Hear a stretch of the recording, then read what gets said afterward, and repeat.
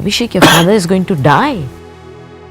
अमिताभ बच्चन की जिंदगी में ऐसा वक्त भी आया कि डॉक्टर्स ने उन्हें डेड डिक्लेयर किया। Where I couldn't come out of surgery, out of anesthesia for almost a good 12 to 14 hours. That's when they felt that it's all over. Amitabh की जिंदगी का दूसरा सबसे बड़ा इम्तिहान उस वक्त में आया जब उन्होंने पॉलिटिक्स ज्वाइन की और गांधी फैमिली के साथ उनके ताल्लुकात ने प्रेस को मजबूर किया कि अमिताभ बच्चन का बायकाट किया जाए। तो उन्होंने मेरे बारे में लिखना बंद कर दिया, मेरी तस्वीरें छापना बंद कर दिया, यहाँ तक कि ऑफिशियली अगर किसी फिल्म की स्टार कास्ट लिखनी होती थी और अगर उस स्टार कास्ट में मेरा नाम होता था तो मेरे नाम की जगह एक कॉमा लगा दिया जाता था। अमिताभ बच्चन की जिंदगी में एक और मसला तब आया जब वो फाइनेंशियली बैंकरप्ट हो गए।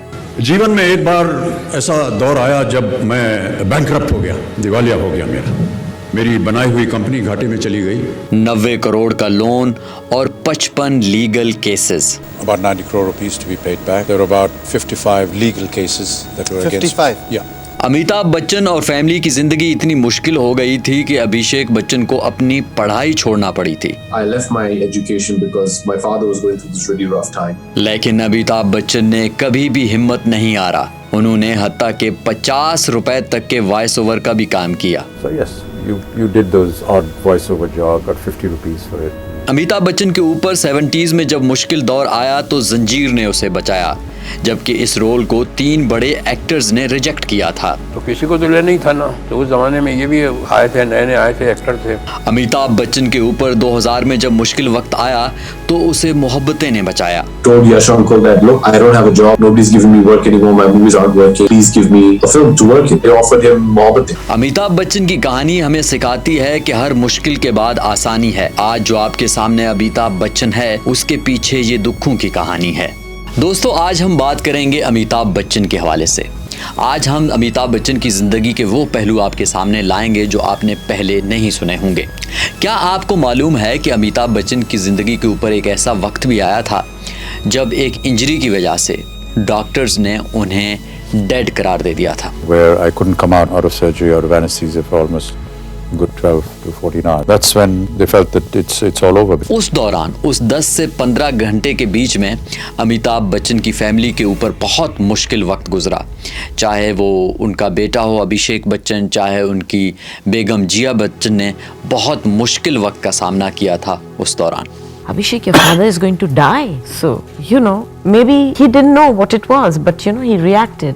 अमिताभ बच्चन की ज़िंदगी में एक और मुश्किल वक्त तब आया जब फिल्मों से होते हुए अमिताभ बच्चन पॉलिटिक्स में आ गए थे। पॉलिटिक्स में वो डायरेक्टली नहीं आए थे, लेकिन गांधी फैमिली के साथ उनके ताल्लुकात की वजह से ये समझा गया कि जो इमरजेंसी लगी थी इंदिरा गांधी के दौर में, उसमें अमिताभ बच्चन का हाथ है। लोगों ने समझा कि अमिताभ बच्चन का इस इमरजेंसी में कैसे हाथ है कि वो कहते हैं कि मीडिया के ऊपर जो सेंसरशिप है, जो मीडिया को पाबंद किया गया है इंदिरा गांधी गवर्नमेंट की तरफ से, तो उसमें अमिताभ बच्चन का रोल है। ये आदमी जो है ये इंदिरा गांधी जी का मित्र है और क्योंकि प्रेस सेंसरशिप इमरजेंसी की वजह से लगी है, इसमें इसका भी हाथ है। अमिताभ बच्चन के ऊपर वो बहुत मुश्किल वक्त था। अमिताभ खुद बताते हैं कि जब मीडिया ने उसका बायकाट स्टार्ट कर दिया तो उसमें ये हुआ कि मीडिया ना उनकी पिक्चर लेता था, ना वीडियोस बनाते थे, और जहाँ कहीं भी वो होते थे तो मीडिया वाले उनका मुकम्मल तौर पर बायकाट करते थे। तो उन्होंने मेरे बारे में लिखना बंद कर दिया, मेरी तस्वीरें छापना बंद कर दिया, यहाँ तक कि ऑफिशियली अगर किसी फिल्म की स्टार कास्ट लिखनी होती थी और अगर उस स्टार कास्ट में मेरा नाम होता था तो मेरे नाम की जगह एक कॉमा लगा दिया जाता था। लेकिन इसका मुतबादिल अमिताभ बच्चन ने एक तरीका निकाला कि उसने कहा अगर मीडिया मेरा बायकाट कर रहा है तो मैं भी मीडिया का बायकाट करूंगा। तो एक बहुत बड़े अरसे तक के लिए अमिताभ बच्चन ने सहाफ़ियों को कोई इंटरव्यू नहीं दिया, किसी फंक्शन में नज़र नहीं आए, और सहाफ़ियों के साथ ख़ास तौर पर जर्नलिस्ट के साथ या जर्नलिस्ट कम्युनिटी है उसके साथ अमिताभ बच्चन का ताल्लुक बहुत ख़राब रहा है, हत्ता कि 10 से 15 साल तक। अगर प्रेस को ये छूट है कि वो मुझे बैन कर सकता है तो मुझे भी छूट होनी चाहिए कि मैं उन्हें बैन कर दूं। मेरी कभी शूटिंग होती थी या पत्रकार मुझसे मिलना चाहते थे तो मैंने इनकार किया उनसे मिलने। अमिताभ बच्चन की ज़िंदगी का एक और पहलू हम देखते हैं कि जब जंजीर फिल्म इनको दी गई थी तो एक्चुअल में जंजीर उनसे पहले 3 और एक्टर्स को भी ऑफ़र की गई थी तो उन्होंने रिजेक्ट कर दिया था इस फिल्म को। जंजीर अमिताभ बच्चन की जो फिल्मोग्राफी है उनकी ज़िंदगी में जितनी फिल्म्स बनी हैं उनमें एक बहुत शानदार फिल्म है। तो किसी को तो लेना ही था ना, तो उस ज़माने में ये भी आए थे, नए नए आए थे एक्टर थे, तो एक्टर तो अच्छे थे ही। जंजीर इसलिए भी बहुत शानदार फिल्म थी कि उसको सलीम जावेद ने लिखा था, जावेद अख्तर और सलीम खान इन दोनों ने लिखा था।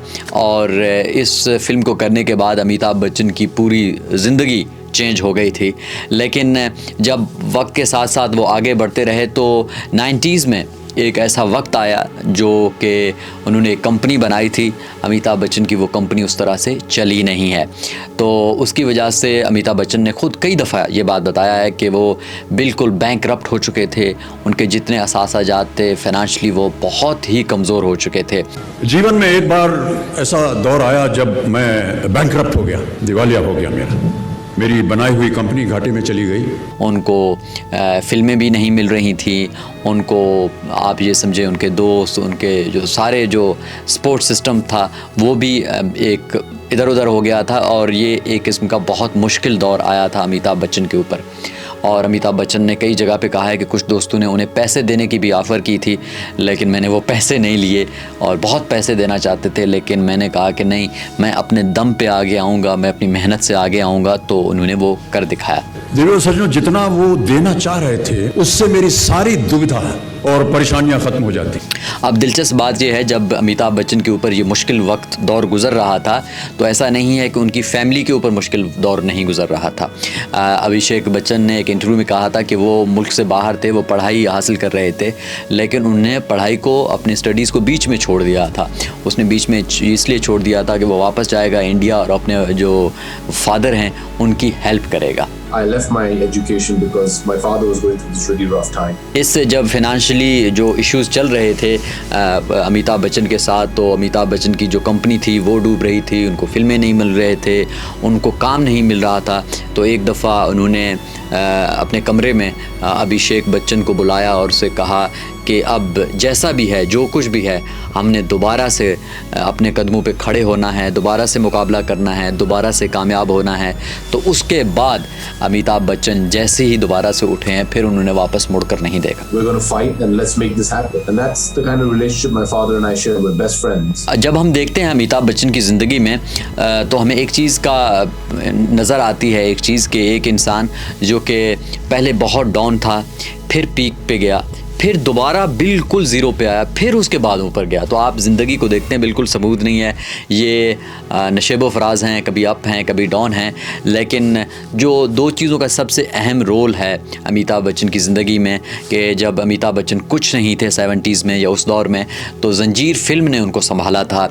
उसकी वजह से तो जंजीर ने उसको मतलब एक शोहरा आफा के बहुत बड़ी मकबूलियत दे दी थी। तो उसके बाद शोले और बहुत सारी शानदार फिल्में हुई हैं जिन्होंने अमिताभ बच्चन ने अपना एक अरूज देखा था। लेकिन जब अमिताभ बच्चन के ऊपर मुश्किल वक्त था, जब वो काम की तलाश में थे, तो उन्होंने जब बेटे से मशवरा किया अभिषेक से कि अभी हमने हिम्मत नहीं आ रहा, हमने काम करना है, तो इसने फिर फैसला किया कि अपने तमाम डायरेक्टर्स के पास जाके उनसे काम मांगा जाए।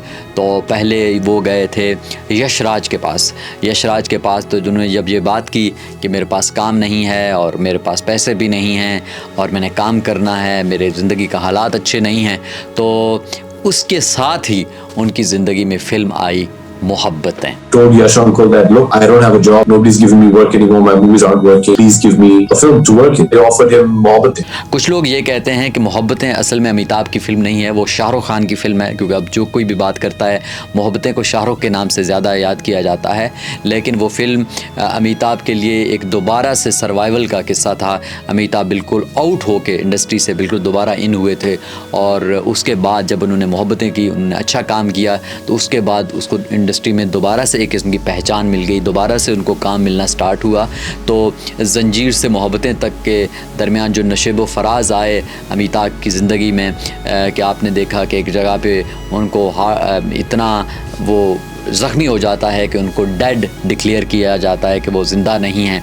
और उसके बाद उन्होंने शोहरत की बुलंदियां भी देखी, फिर उन बैंकरप्ट हो गए, बैंकों ने पैसा देने से इनकार किया, काम नहीं मिला, बिल्कुल ही नाकाम हो गए, और फिर दोबारा मोहब्बतें फिल्म आई, फिल्मों की वजह से दोबारा ऊपर गए और उसके बाद KBC और उसके बाद जब अभी हम देखते हैं कि इतनी उम्र हो गई है उनकी 80 के आसपास, लेकिन जिस तरह से वो काम कर रहे हैं, जिस मेहनत से काम कर रहे हैं, उससे ये है कि ज़िंदगी काम करने का नाम है।